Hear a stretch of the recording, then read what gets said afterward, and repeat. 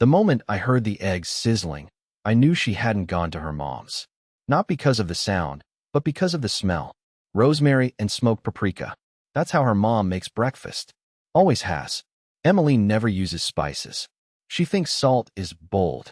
I stood at the top of the stairs, silent, watching through the railing. Her mother was humming. In my kitchen, wearing her floral robe, the one Emily always mocked. She flipped the eggs, set down 2 plates, and called out sweetly, "Edgar, coffee's ready." I hadn't told her I knew. I hadn't told her I read the text. Need to help Mom. I'll be back tomorrow. I hadn't told her that Mom had been on speakerphone with her sister last night, talking about her garden plans and a weekend bingo trip, for hours away. And yet here she was, cooking in my house, while her daughter was what? Pretending to be here? The garage opened exactly 6 minutes later. Keys. Footsteps. The front door clicked. Emily walked in holding a gym bag and a Starbucks cup she hadn't paid for with our joint account. She froze. Not because she saw me. Because she saw her mom. "Mom?" she whispered, like a child caught sneaking in after curfew. Her mother turned, smiled like this was a surprise brunch, and said, "She's back from her date." I didn't say a word. I just pulled out the chair, sat down, and took a bite of the eggs. Her mom made them just the way I like. And Emily had no idea what I knew, or what I was about to do next. Emily didn't move. She stood in the doorway like someone had hit pause on her entire existence. Her eyes were wide, but it wasn't guilt on her face, not yet.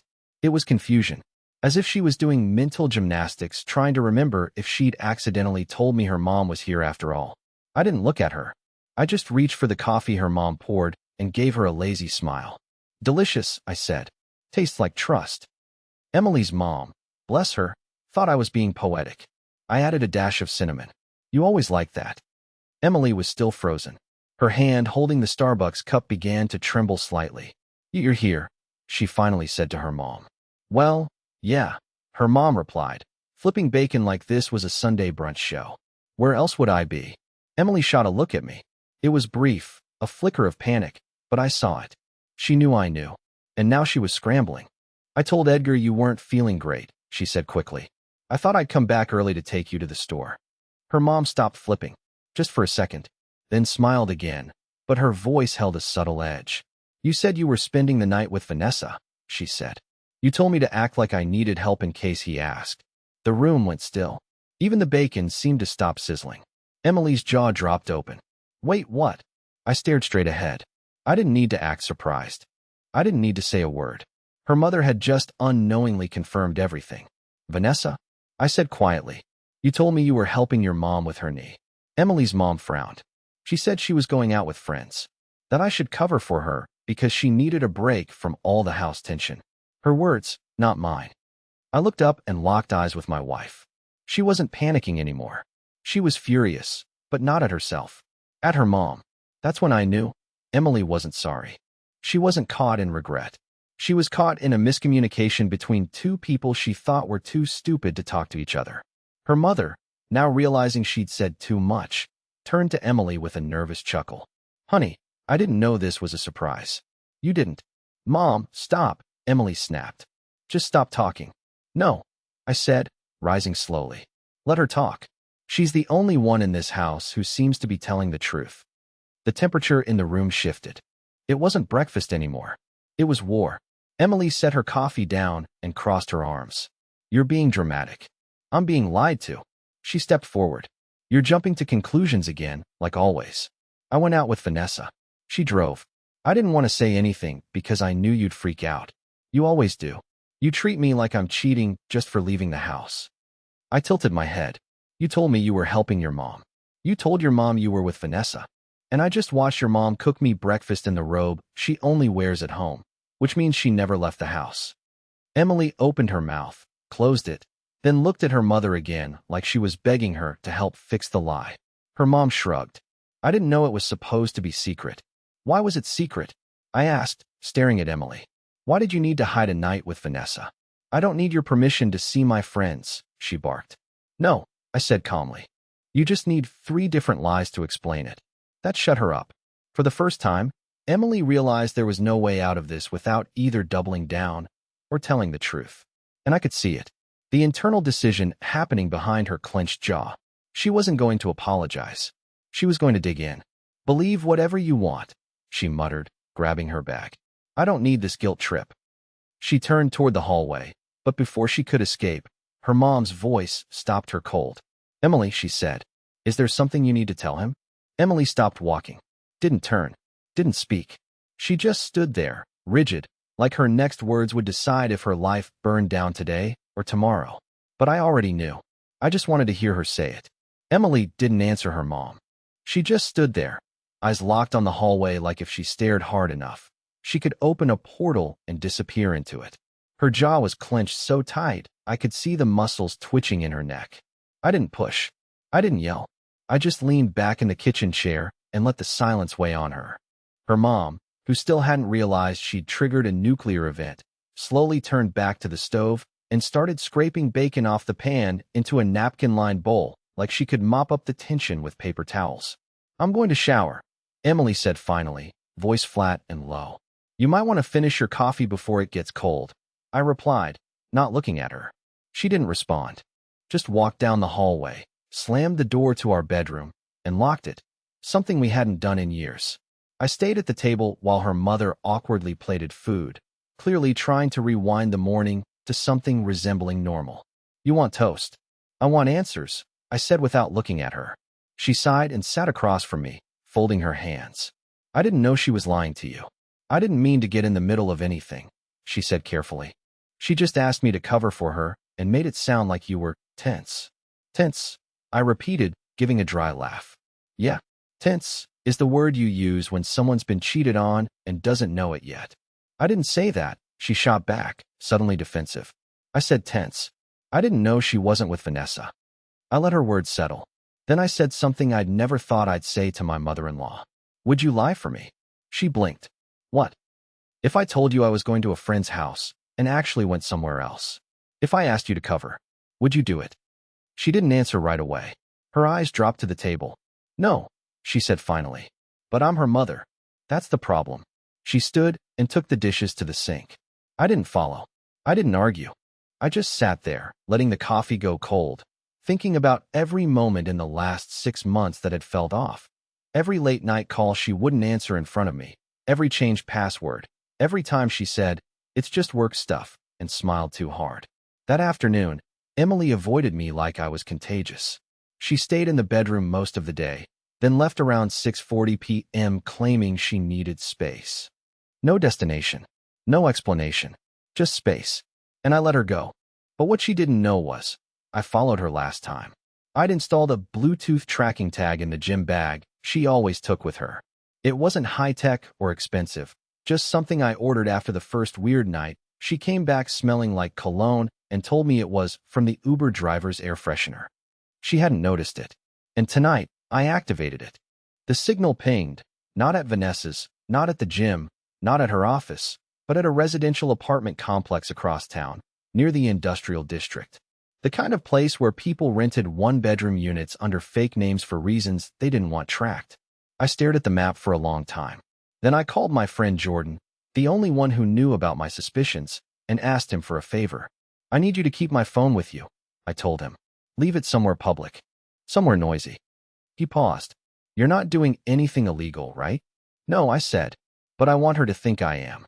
Because the last time I accused her of anything, she flipped it on me. Said I was paranoid. Said I needed therapy. Said I was suffocating her with my insecurities. But this time, I was going to become the one with secrets. At 8:53 p.m., I texted her. Heading out for a bit. Don't wait up. She didn't reply. I dropped off my phone with Jordan, who left it at a karaoke bar with loud music and plenty of background chatter for anyone who might accidentally open the Find My app. I kept my smartwatch on so I could monitor texts discreetly. Then I went to her mother's house. Yes, her mother's. Because if Emily thought she had a safety net, someone who would blindly protect her, I wanted to cut that net loose and see how fast she fell. Her mom opened the door wearing a hoodie and carrying a puzzle box. Back again? She asked, confused. I need you to see something, I said, and handed her the iPad with the map open. She stared at the location dot. What's this? That's where your daughter is right now, I said. And that's not Vanessa's address. Her face slowly fell.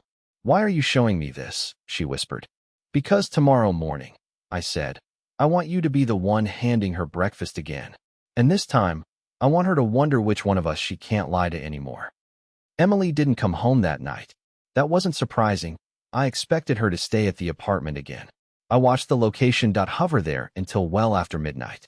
It barely moved, just shifted a few feet every couple hours, probably when she got up to use the bathroom or grab her things from the bag I had tagged. At 3:06 a.m., the signal went dead. Phone off. Classic move. She wanted to reset the game. Come home in the morning, spin a fresh lie, maybe even weaponize tears. Claim her phone died. Say she was at Vanessa's. Play the victim. Say I was too controlling. But this time, I had a plan. Her mother had agreed to help me. Not because she wanted revenge, but because for the first time, she realized her daughter wasn't just reckless. She was cruel. She was willing to use anyone, even her own mother, as a disposable alibi. So we prepared a little theater. The next morning, I parked a block away, entered her mom's house through the side door, and waited. Emily arrived at 7:48 a.m., Starbucks in hand, like nothing was wrong. Her hair was tied back. She wore the same hoodie from the day before. No eye contact with the neighbors. No hint of shame. It was impressive, honestly, the sheer commitment to the performance. Her mom opened the door. Emily stepped inside, all bright and bubbly. Smells amazing, she said, dropping her bag by the couch. You really didn't have to. You were at Vanessa's? Her mom interrupted, tone clipped. Emily blinked. Yeah, you knew that. I called Vanessa this morning. Silence. I was standing in the hallway, just out of view, recording everything with a discreet lapel mic clipped under my shirt. Emily's voice dropped into that fake confusion tone, the one she always used when caught. She probably just forgot, she said. I told her not to tell anyone. We were dealing with some personal stuff. Her mom didn't budge. Vanessa's in Florida. She flew out 3 days ago for her cousin's wedding. Another pause. Then the shift from innocence to aggression. Why are you interrogating me? Emily snapped. What? Did Edgar put you up to this? She didn't even flinch before saying my name. That's how deep the manipulation ran. Like she could control the room just by redirecting blame. Her mom exhaled slowly. He didn't put me up to anything. But I need you to be honest with me, Emily. For once. I'm not doing this, she said, already walking toward the kitchen. I don't need to explain my life to either of you. That's when I stepped into view. She froze mid-step. I wasn't angry. I didn't yell. I just held up my phone and played the audio I'd captured from 2 nights ago, the night I'd left the small voice recorder on her nightstand, inside the pocket of the hoodie she always threw onto the dresser. I didn't need a full confession. I didn't even need names. What I got was enough.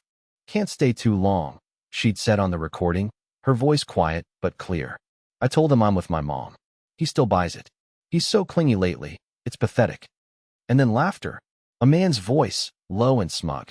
He doesn't suspect anything? Not a thing. I could walk in at 4 a.m. with glitter on my neck, and he'd still make me pancakes. Click. Silence. Emily's mouth opened, but no sound came out. For the first time in months, she was speechless. Her mom sat down heavily at the dining table, like the weight of her daughter's words had knocked the air out of her. I didn't say anything. I just watched Emily try to calculate an escape route in real time. That's taken out of context, she finally said.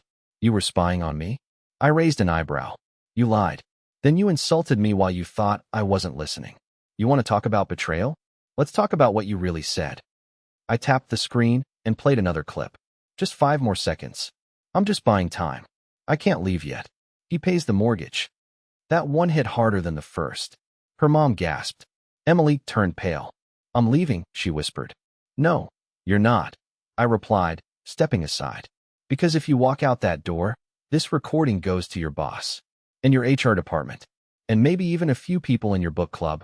Let's see how many people you've been lying to. You wouldn't, she said, eyes narrowing. You're right, I said. I haven't yet. She looked at her mother, like begging her for backup. But her mother wouldn't even look at her. And that was the moment it happened, the shift, the unraveling.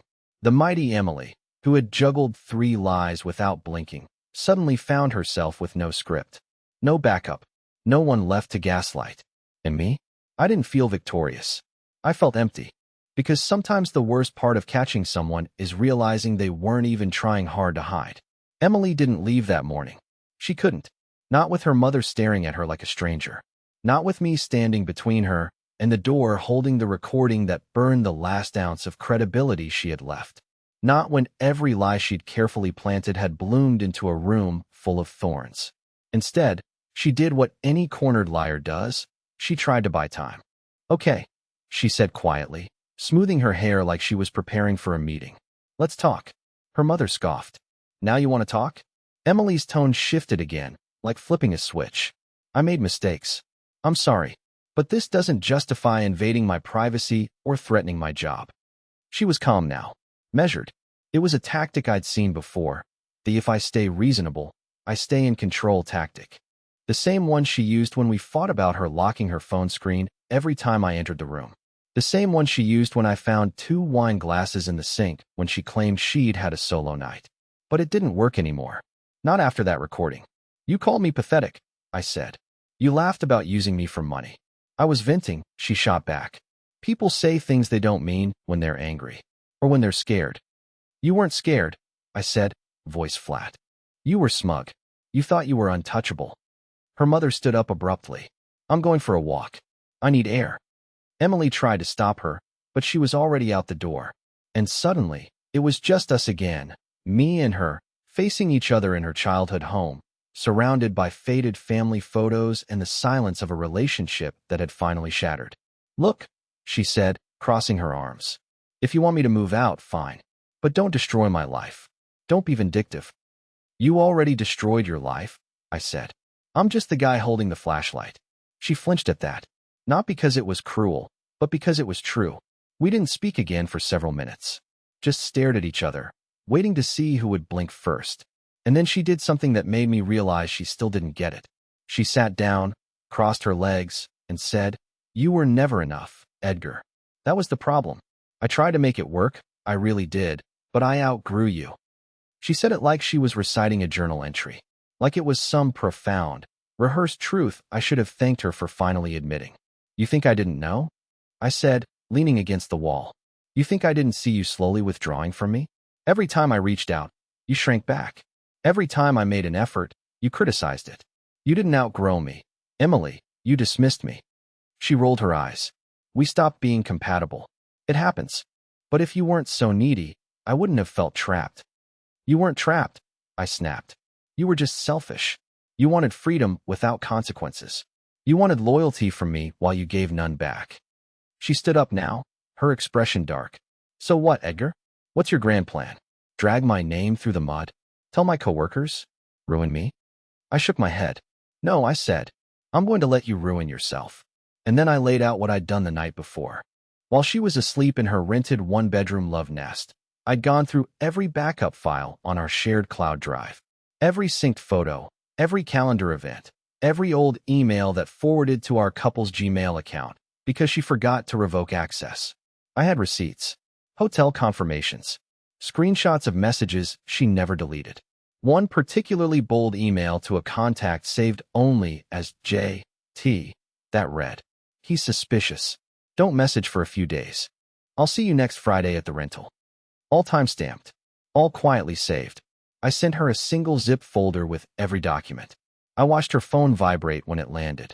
Watched her face go pale as she opened the file and realized it wasn't just over. It had been over for a long time. This isn't to blackmail you, I said. This is for when you try to flip the story. When you tell your friends I was abusive or controlling or paranoid. When you cry to your sister about how I snapped out of nowhere. When you start rewriting history, I'll have the original copy. She sat back down, suddenly speechless again.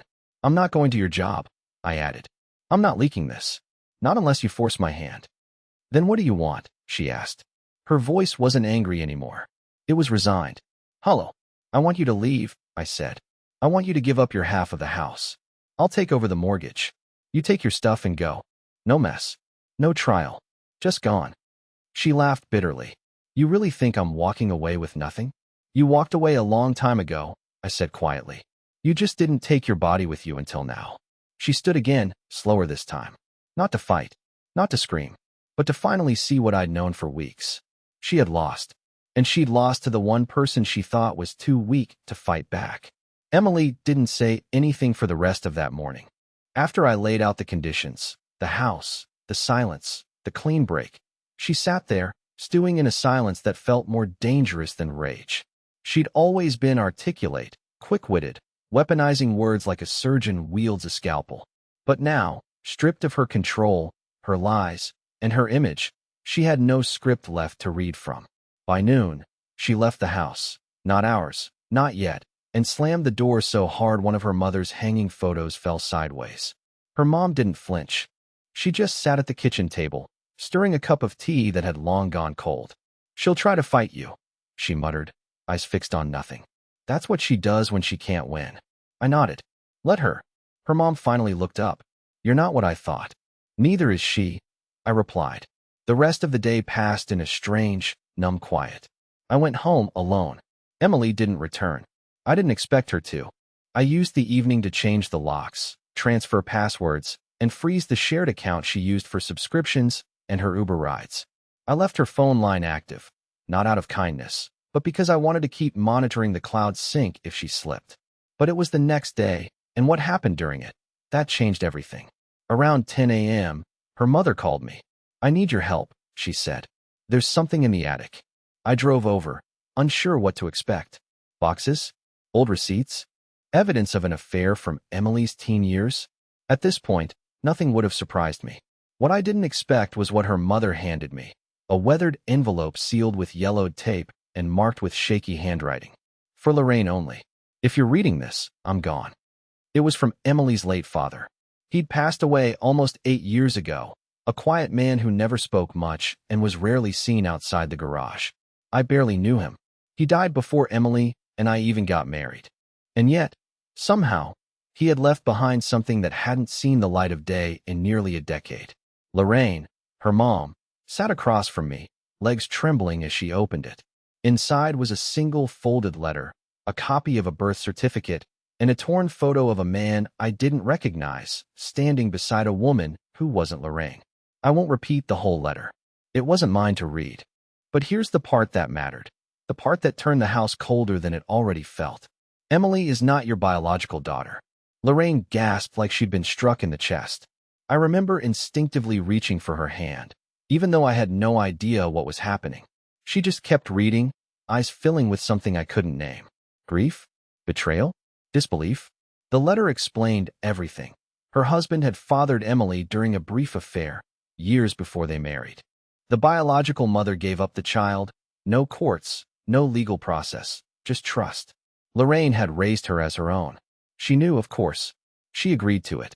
But what she didn't know, what this letter revealed, was that Emily's birth mother had come back around years later, when Emily was 15. And Emily knew. She met her, Lorraine whispered, hands trembling. "I asked her once why she didn't look like me. She said, 'You're just old-fashioned.' I thought it was just teen snark." But Emily had met her birth mother in secret. She had lied to both parents.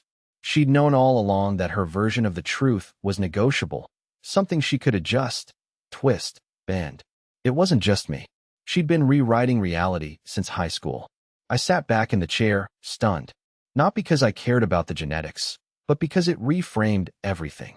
Her coldness, her emotional walls, her uncanny ability to mirror people, say what they wanted to hear, then twist it later to fit her agenda. Emily wasn't just dishonest. She was conditioned for deception. I didn't pity her, but for the first time in months, I understood her. Lorraine folded the letter with shaking hands and stared at me. "You still want the house?" she asked. "I'm not taking it from you," I said. "It's still your family home." She shook her head slowly. "Not anymore." An hour later, she handed me the deed. "I want her to know what consequences look like," she said. "And I want her to know it wasn't you who took it away." Later that afternoon, I emailed Emily the scanned paperwork and a simple message. "You don't live here anymore. Your mother agrees." She responded 5 minutes later. "You went too far." And that was it. No apology, no tears, no remorse, just the same entitlement, but this time without a place to hide behind. 3 days passed. No texts, no calls, no middle of the night bangs on the door, just silence. The kind that feels staged. The kind that makes you check the windows twice because you know the storm is still coming. It's just waiting for a moment when you're least ready. I spent those days cleaning the house like I was purging it of memory. Her things were already boxed and stacked in the garage. I didn't touch any of it. I wanted her to see how organized I'd become, how indifferent I was now, how surgical I could be when necessary. But the one thing I hadn't boxed up, the thing she hadn't asked about yet, was the small black jewelry case she kept hidden in the back of her closet. It wasn't locked. She just never wanted me to touch it, claimed it held family things and letters from her grandmother. I respected that for years. Never looked, never questioned it. I thought I was being a good husband. But the morning after I read the letter from her father, something in me cracked wide open. Curiosity stopped feeling like a betrayal. It felt like a responsibility. So I opened it. There were no letters from her grandmother. Instead, I found a bundle of old photographs, her with someone I recognized instantly. J.T. The name from the email I'd discovered earlier. Except in the photos, he looked younger, beardless, college-aged, and she didn't look much older herself. There were photos of them laughing, kissing, even one where she was sitting on his lap, both of them wearing what looked like matching bands on their fingers. They'd been engaged. Years before me. I dug deeper and found a thin stack of folded notes, handwritten, raw, chaotic, clearly from him. Some dated as recently as 2 years ago. I told you we'd always come back to each other. I'll wait as long as it takes. Just don't marry him. Please. If you do, promise me it won't be forever. There it was. The entire truth. I wasn't just the fool she cheated on. I was the man she settled for while keeping her plan A on ice. And she had married me, with every intention of breaking the promise. The only comfort I had left was that I had all of it now. The full picture. The tangled web with no more corners to hide in. So when I heard the knock at the door on Sunday afternoon, I was ready. It wasn't loud. It was polite. Calculated. I opened the door and found her standing there in a gray hoodie, black leggings, and sunglasses that did nothing to hide the expression on her face. Not shame, not regret, just intent. I'm just here for one thing, she said without greeting. I nodded and stepped aside, saying nothing. She walked in with robotic precision, heading straight down the hall, bypassing the garage where all her other belongings were waiting. Her eyes went to the closet, and that's when she noticed the jewelry box was gone. She turned slowly. You went through it. I met her gaze. I did. Her lips parted slightly, just enough to inhale but not speak. It was the first time I'd seen her genuinely thrown off balance. The mask cracked, just for a moment, and underneath was something worse than anger or fear. It was desperation. Where is it? She asked. Not yelling, not demanding, just quiet, urgent. I didn't answer. I walked into the kitchen, picked up the folder I'd prepared earlier, and dropped it on the counter in front of her. She flipped through it. The printed photos, the email screenshots, the hotel receipts, the message logs, a copy of the letter from her dad, a photograph of the jewelry box's contents, and on top of it all, a notarized document stating her voluntary release of claim on the house. She looked at it, then at me. I'm not signing this. You already did, I replied. Your mother witnessed it. You emailed it to me last night, remember? She froze. I could see her doing the math, realizing I had gotten ahead of her again. That while she thought she was in control by staying silent, I was working quietly behind the scenes, sealing every door she could run to. I don't care about the house, she whispered. But I want that box. Why? I asked. What's in it that you need so badly? You already left the relationship. You already left the truth. She didn't answer. And then I saw it. A single tear, not from sadness, but from panic. She walked toward me slowly, not aggressively, almost like she was pleading without saying the words. Edgar, please. That was the first time she'd said my name in a soft tone since all of this began. I'm not going to destroy it, I told her. I'm not that kind of man. But I'm keeping it. Because one day, when someone else like me ends up in your orbit, I want proof of who you really are. She looked like she wanted to scream, to claw the box out of my hands. But she didn't. Instead, she did something worse. She smiled. That terrifying, calculated smile she used when she had nothing left but pride. You were always good at playing victim, she said, walking past me toward the door. Just don't act surprised when you end up alone. I let her leave without a word. And when the door shut, I locked it for the last time. Because now, I didn't just have closure. I had evidence. I had the truth. And most importantly, I had peace. But I also had one final message to send, and I knew exactly how to deliver it. A week passed after she walked out for the last time. No more emails. No more phone calls. No angry voicemails or passive-aggressive texts about how cruel I'd become. The silence was golden, sure, but it also felt unfinished. Like there was still one missing piece of closure that hadn't clicked into place. That piece came in the form of a name, J.T. I didn't plan to contact him. At first, I thought, why bother? He wasn't worth my time. He was the other man, the echo in my marriage I never invited. But after everything I uncovered, I realized something. I didn't want revenge. I wanted to understand. So I reached out. I found his work email hidden in one of the metadata tags from a forwarded attachment in her archive. Clean. Corporate. A digital marketing firm in Denver. I sent one line. You don't know me, but you've shared a woman with me. I think we deserve a real conversation, man to man. I didn't expect a reply, but he did. He called. His voice was calm, older than I expected, polished, in a way that felt lived in. We agreed to meet virtually, neutral ground, and a few days later, I sat down in front of my laptop, half expecting him to hang up as soon as he saw me. But he didn't. He looked tired. Not defensive.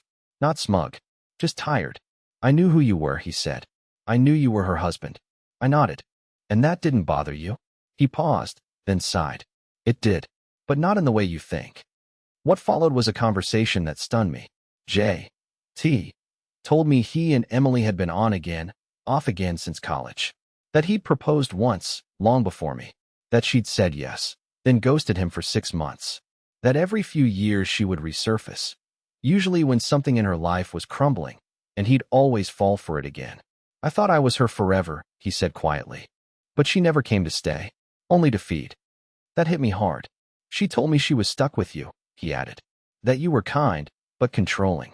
That you didn't support her dreams. I believed her, and I'm ashamed of that. I didn't interrupt. I just let him speak. But the last time, he said, when she came back to me, it felt different. She was colder, more strategic. She kept saying she'd leave you as soon as she got her name on the house deed. That she deserved half for putting up with you. That's when I knew. I wasn't special. I was just her exit plan. We sat in silence for a while. I broke it off, he said finally. Before you ever found out. I told her I was done being her bridge to nowhere. I believed him. Not because I wanted to, but because his voice held something hers never had. Guilt. She's never going to apologize to you, he said. People like her don't see damage. They only see delay. I nodded again. I'm not waiting for an apology. So why'd you contact me?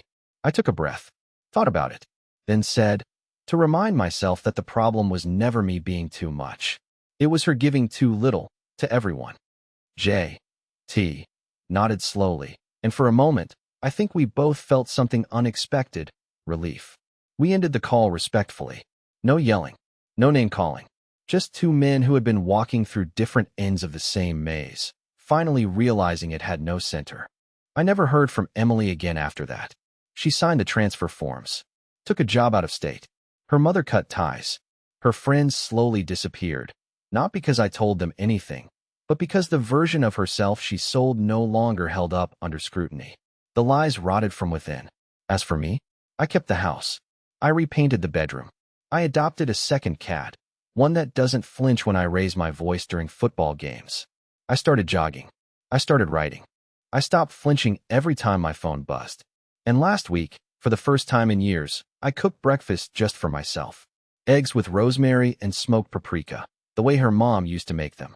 Except this time, no one was lying in the next room. It was just me, peacefully alone, and finally free.